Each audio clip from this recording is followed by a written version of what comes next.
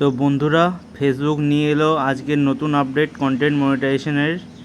আজকে সকালে content monetization টুল সবাইকেই গণহারে দিয়ে দিয়েছে, কিন্তু এটা লক করা অবস্থায় আছে, আপনারা দেখতেই পাচ্ছেন। তারা বলেছিল 31শে আগস্টের মধ্যে তারা 3খানা টুল ডিলিট করে দেবে। আজ তারা সেটাই করেছে, তার বদলে কন্টেন্ট মনিটাইজেশন দিয়ে দিয়েছে, কিন্তু এটি এখনও লক অবস্থায় আছে। লেখা আছে নো ক্রাইটেরিয়া মেট, ক্রাইটেরিয়া খুব শীঘ্রই আসতে চলেছে।